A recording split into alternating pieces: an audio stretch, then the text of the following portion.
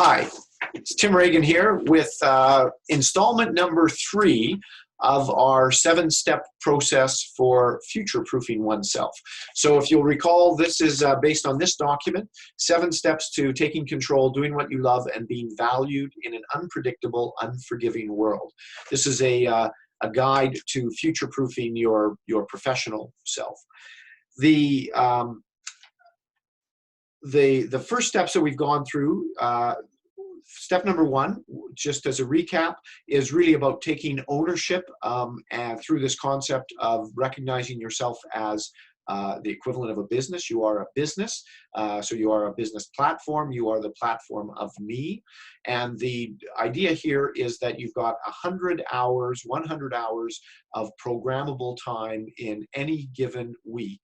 And it's really about what is it that you are choosing to invest that time in? What are you choosing to build? What is your vision of where you are wanting to take yourself?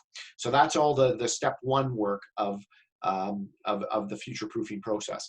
And that leads then to the second step, which is about essentially the mechanism, the mechanics of how you get the best work done each and every week.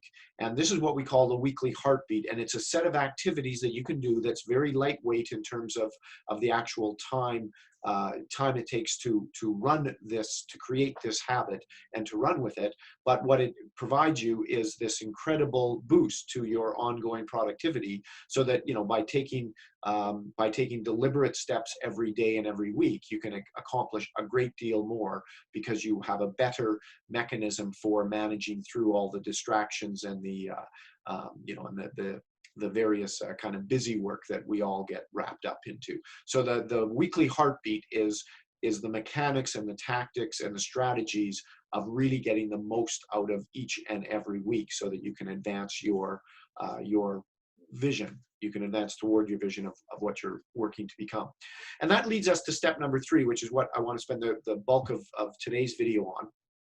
And step number 3 is about clarifying and really describing what I call your highest value story, your most compelling value story. So you can think of this as the value proposition. And the notion here is that, you know, there's a bunch of stuff that I can do, but what is it that I really excel at doing? What is it where my purpose really comes to the forefront, where I am doing my most valuable work, not just for the people I'm working for, but also for myself, that makes me feel truly engaged, that makes me feel like I'm working on purpose. How do I figure that out? That is not a dream state. You know, work does not have to be a grueling soul-destroying activity. Work can be highly purposeful. That doesn't mean that it's going to be easy, but it can certainly be highly purposeful. It can feel very engaged. You can get into flow. How do I make all of those things happen? Well, that's about when you are understanding what it is that really is your most compelling value story. So in doing this, and there's a lot to cover in this, so that we're not going to go really deep in this short video. But the essence is that there's understanding your work style, essentially how you are wired. We all see the world differently. We all have our own unique color of or shade of rose-colored glasses. And how is it that we see the world and that we want to engage the world? So the more that we understand our work style, the more we understand what's going to align with us and how we want to do work, how we want to do the work that is the most meaningful for us. So that's one element. Another element is your beliefs and your value system. Even if you are working congruent with your work style, but you are working at cross purposes with your values and beliefs, you will not be satisfied. You will be stressed out, because you will be doing things that do not line up with your value system. And that is one of the reasons, I think, why many people are stressed in their roles, is that they're not thinking about, they haven't really put a lot of thinking around what is it that I really truly believe in, my values, and the kind of work and the kinds of the kinds of purpose that I find in the work that I do. So those two elements absolutely need to be understood. And another element that's critically important is really understanding the kind of work you've done in the past. And the reason for understanding all of this is because there's a huge number of clues in the work that you've done in the past, and whether whether it really thrilled you or whether you struggled with it. And all of those clues are in those experiences, and it's about sifting through them and sorting them out, and really understanding, getting what I say, below the headlines, the headline news of I had a crappy boss, or that was a horrible place to work, and actually starting to say, okay, but what was it about the work? What was it about the situation? What was it about the environment that stressed you out?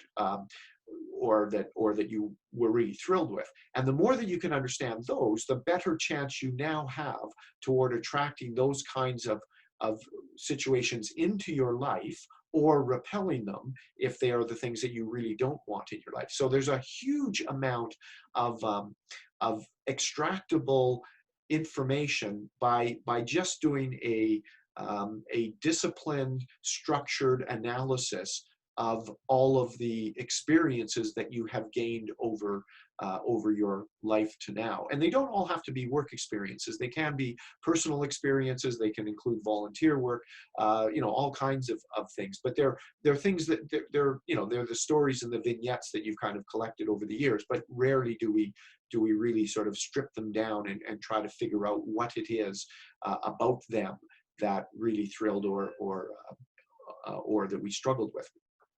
So that's the third element. And then the other element is our credentialing, our education, all of those things that are going to then fill in that story. So these four elements together, when you put them into a disciplined process of working through them, when you start to see the intersection points across those four things, you've now got all the vocabulary you need to really tell a very, very compelling story, and back it up with the evidence of you delivering those kinds of results and helping organizations accomplish certain things. So this is about recognizing what drives you. Because I'm wired like this, and because I care about these things, this is the way that I really chew on these kinds of problems in these kinds of environments.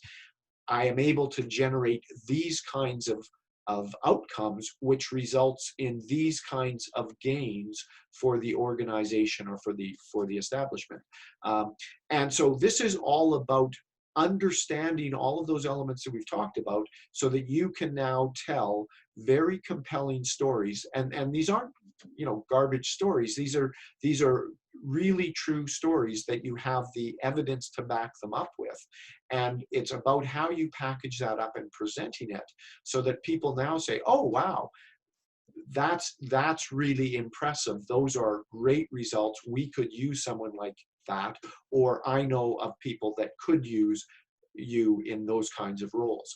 So now we're becoming very tuned, in doing this process. We've now really started to tune ourselves for engaging with the world in a way that is meaningful for us, that is going to help us identify those kinds of opportunities where we can do our best work, our most purposeful work, and gain the kinds of results that we love to create. So that's all wrapped up in that third stage of developing your highest value story. And then that, as I say, opens the doors for much easier networking and the future steps, which we'll get to in future videos. So if you're interested in following along with this, you can download this document. I'll leave a link in the comment section.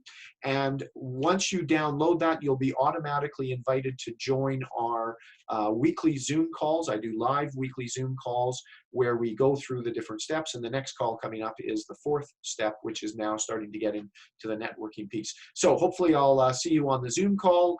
In the meantime, you can download the document, and happy reading. Take care of yourself, and hopefully we'll see you soon. Cheers.